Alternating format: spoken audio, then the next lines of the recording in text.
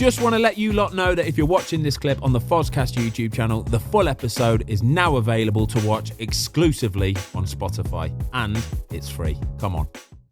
Your moves have been miles apart, haven't they? So you've gone like Reading to West Brom, West Brom to Hull, and then Hull to Southampton. Like, and obviously with Bournemouth and Reading as well. But how did that affect you? Like, just the sheer distance of your moves? For me, I didn't. Obviously, I'm Irish, so I was quite happy going anywhere, to be honest. But from my wife at the time, moving kids, that was tough. And when I moved to Birmingham, it was still an hour and 45 minutes back to her mum's house, so it was still doable. But you don't have that babysitter around the corner. You know, we had the one kid at the time. We had Tegan, our eldest. But then when we moved to Hull, that was a real shock to the system, because there was no security blanket there for her. I was happy. I had the dressing room. We had the football. I was like friends in the area and stuff, but she knew nobody. She made friends, but we didn't have that babysitters. We didn't have people that we could meet up randomly, and she felt a bit outcast there. So when the move to Southampton came, for my career it was good, but for me and my family it was good. I think this is something that really gets overlooked, because you massively in the press you'll see that portrayal of like a wag, as they used to call it, and you'll see that. But what a lot of people don't realise, or possibly have a lot of empathy with, is the kind of the mums that are kind of helping, and obviously they've got the kids and getting dragged 300 miles across the country, and like you said, not having parents around the corner or friends to help, and it must bleed into football. You know, everyone knows the saying "happy wife, happy life," and, but it must get to you if you know that your missus is struggling, or just you're struggling with childcare, and it must affect like your mood almost. Yeah, definitely, and you know, you want the best for your family, and when you come home, and I don't know if she would admit this, but I'd say she was bordering on a bit of depression as well. We just had our second kid.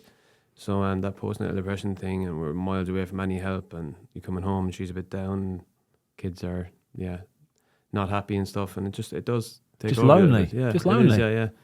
And I had a lot of friends down around that area as well, so it made sense for me to move back that way. And, you know, do you remember when I signed for Hull, no? Yes. Do you remember this 6 months before that? No. I nearly had a Peter O'Dowingy up there. Do you remember that, no? What, you nearly went up to Hull on so you signed in the January, right? Yeah, but the transfer window before that, so you nearly signed in the summer? Or whatever. Yeah. Talk to me, please. No. Tell me a Peter O'Dowingy story.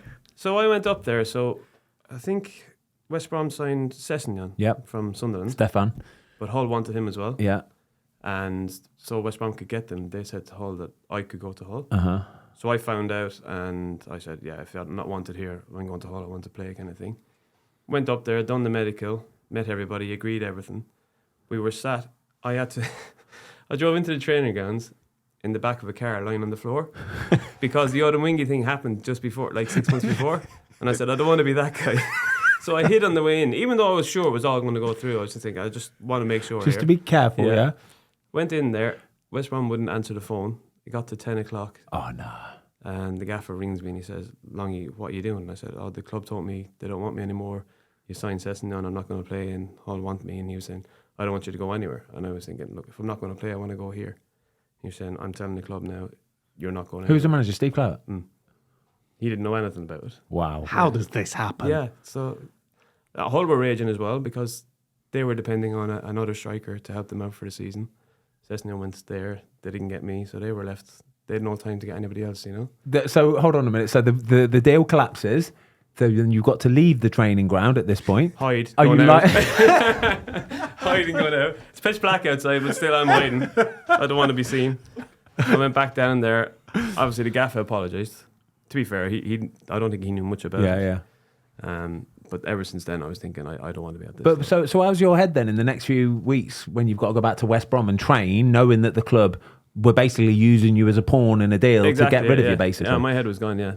I didn't want to be. Obviously, I wanted to do well because, you know, I'm competitive or whatever. But yeah, the first chance I got to go to Hull afterwards, I took. So you went to Hull in the January. Actually, the bit I do remember about this is that we were struggling that season. So it was kind of getting to the point where it was a bit of a relegation fight towards the end, and we actually played against Hull, and we played against you, and it was they were one of our kind of rivals really to go down, and so we're playing away at Hull. You always know it's a tough place away at Hull anyway. Kind of. There's something with the floodlights at Hull, by the way. It's like they're not bright enough. I swear. Really? I Here we go. swear. Excuses, I swear. It's like they're they're not bright enough. Like it's like they're like yellow, not white.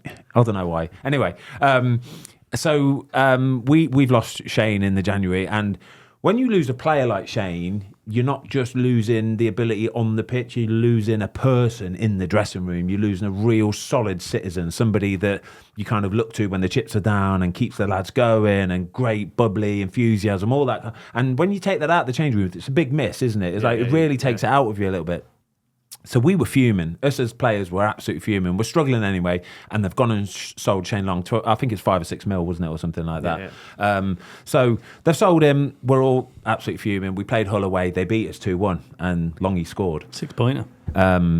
And we've got on the coach afterwards, and the lads were raging, absolutely seething, because that day Shane Long was the difference between them winning and us winning. If we had Shane Long on our team, we'd have won the game. They had him on their team, and they won the game. His work rate is everything. Obviously, he's got a bit more fire in his belly because he's playing against the team that he's just moved from. Anyway, we got back to the training ground, and then on the Monday, I remember we went in for training, and the lads were still fuming, mate. We were raging. I've gone in to see the chief exec because he's not happy. He's heard the lads are fuming and all this kind of stuff.